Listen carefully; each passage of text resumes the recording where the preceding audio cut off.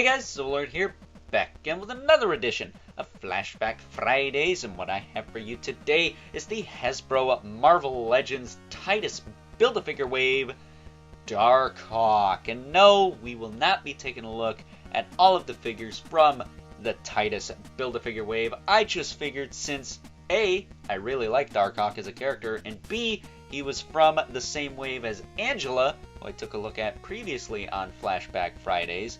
Check that out if you haven't already.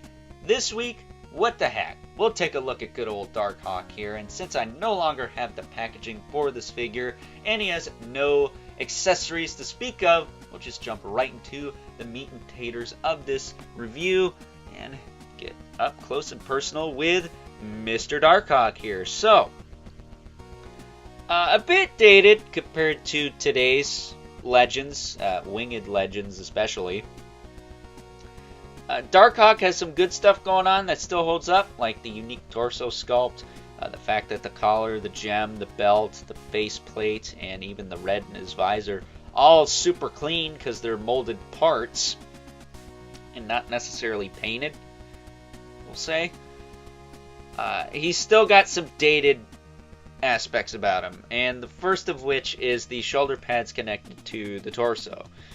Which this guy's probably the weakest offender of this, because they don't look terrible when you rotate the arm, but that's still not ideal. This is a tricky thing to do with action figures even to this day, but Hasbro has either put a couple of little pins on the shoulder pads and had them on the outside of the shoulder, or they've tucked them into the shoulder joint itself, thus giving them much better range in the shoulder because of it. You don't have to worry about warping the shoulder pad or kind of getting it all janky and jacked up when you're trying to pose a figure, because of the new implementations they've made over the past couple of years, I would say. So that's a bit dated. And the other thing that's a bit dated are these wings. Now, I don't know if they're supposed to be this small, but when you go to bend the elbow, they look absolutely atrocious. Like, that is terrible. I would say that's probably worse than the shoulder pad thing, just because this piece is not long enough to cover up this gap here. Like, if this went a little bit further, this would cover the gap and you'd be able to bend his elbows. Much like the Vulture or Falcon. When you bend them at the elbow, you really don't get those gaps. So if they were to re-release this guy, I would hope they would, I think these are separate glued in pieces here, I would hope they would be able to implement the wings a little better, just so it looks good when you pose them around. Because again, I don't know if Darkhawk's wings are supposed to be this small, but if they're not, A, that's not accurate, and B, we have better wings now, so you know, would be nice to see that. This was the only time these were used.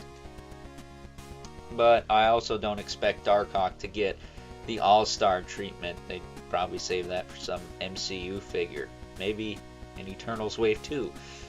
God, I hope not. But at any rate, as far as articulation on this guy goes, his head can rotate. It's kind of loose. I don't know if that's just on mine or what, but he's got a bobblehead going on. That's not ideal. What's stupid is it's like tight sideways. I don't really get that, but he does have up and down, and you do get good range out of that, so that's cool. Shoulders go out to the side, back down, forward and back. He's got a bicep swivel, double joint at the elbow with that atrocious looking gap in the wing there. He's got swivel and hinge in the wrists. I guess the only other thing they could do for this guy is give him the kind of karate chop hands that are made for flying characters. Although Vulture didn't even get those, but Falcon did, so that would be kind of nice. Ab crunch works alright. 2 clicks forward, 1 back, not too shabby. He's got a waist swivel. He's got a separate belt piece which you can use to kind of hold the waist swivel in place. His hips, kick forward, kick back, kick out to the side about that far, back down. He's got a thigh cut, which works fine. Double jointed knee, which actually that's as far as it goes. Not terrible though. He's got a calf swivel, which looks ugly as sin on this side. Look at that. You know, this is why articulation people drive me crazy. This cut is crap. This cut looks terrible.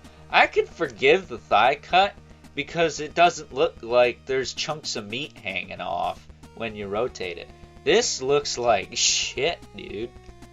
So, you know, unless there's a boot cuff here or something, like say even on the Jim Lee Cyclops, that's a good example. He's got the little boot cuff so you can put it above or below this cut joint, and it's hidden because it doesn't break the sculpt up. Like, look at this. That looks like shit, dude. I don't care if you're into posing or not. I would love to see them just omit the calf swivel entirely and just go to like ball hinge feet or something. I don't know. Something a little less atrocious would be great. But especially on this figure, since I don't know a single person who has one of these where the calf swivel is not misaligned like that. It was a problem on this figure. Anyone I knew who had this guy had this problem on this side specifically. I don't get it. I really don't. Especially since these are recycled legs. So hopefully if they do Darkhawk again, this will actually line up. But at any rate, he's got a hinge in the foot with a rocker and peg holes at the bottom of the feet. And he's got like the Spidey feet too going on too, so that's interesting. But this guy uses some of the Spider UK parts. The shoulders, the legs, although I question this still. The waist and the abs, I believe, are all Spider UK. Of course, the rest of it's unique to him, for the most part. And that's okay. It's nice to get some new stuff here and there. But my first exposure to Darkhawk was actually with a Sleepwalker comic I got from my mom. So, if anyone's curious how I was exposed to this character as a wee lad back in the early 2000s, that's how. And I always thought he looked cool, but I never knew his name. But after getting this figure and putting two and two together, yeah, I actually have known Darkhawk for a majority of my life. So that's kind of cool, right? I mean, it's better than knowing the Serpent Society, guys, for a majority of your life, like Rock Python. Has anyone's Walmart still got one of those kicking around? I'm curious. But at any rate, it'd be nice to maybe get an update of this guy. I do like this figure, but it's dated. It is super dated. And those calf swivels need to go. Those suck. I hate those with a passion. I mean, do you guys actually use that point of articulation? I'm curious. Let me know in the comments below. But with that being said, let's now move on and take a look at some size comparisons. First up here is Darkhawk next to a couple other Marvel Legends figures. We have Sleepwalker from the Rentra Build-A-Figure wave, and for those of you keeping track, here he is next to the only other figure I have already reviewed and will be reviewing from the Tytus Build-A-Figure wave, Angela, and judging by my review of her last week, for those of you who've seen it, I think we all know who the superior figure on screen is. And last, but certainly not least, we have our two regulars, the Mythic Legion's Brother Mandibulus, the 11th Spawn, who as usual towers over everyone. So with that being said, time to wrap things up. Some final thoughts. Overall, and even though I do really like this figure, and even Darkhawk as a character, I don't think this is the best Hasbro has to offer as far as this character goes. Needless to say, there are some things done on this guy that just seem dated compared to today's standards, which is surprising considering the fact that Angela, another figure from the Tytus Build-A-Figure wave, seemed a bit ahead of her time with all the sculpt and paint she had going on. That said, ways they could improve Darkhawk if they were to release him at some point in the future. First and foremost, attach those shoulder pads to the shoulders themselves, either like Wolverine, where they're connected to the outside via a couple little pins, or like some of the Iron Man figures where they are attached inside the shoulder joint itself. Thus, the shoulder pads move with the shoulders, and you can get a little bit more range out of the shoulders because of that. Now, maybe not more range, but it would look a little better aesthetically. On top of that, I would also suggest that they better implement the wings on this guy, because you break him up something awful when you go to pose him at the elbows. And if they were to maybe recycle the Falcon or Vulture wings on this guy, wings that are a little bit bigger and don't get those kind of gaps when you bend the elbows, I think that would improve this guy's aesthetic tenfold. I think he would look so much better with those implementations, thus making that a more definitive version of Darkhawk for our Marvel Legends collections. And, you know, while you're at it, maybe line up the right calf cup with the rest of the leg. Well, yeah, that just looks ugly and bad.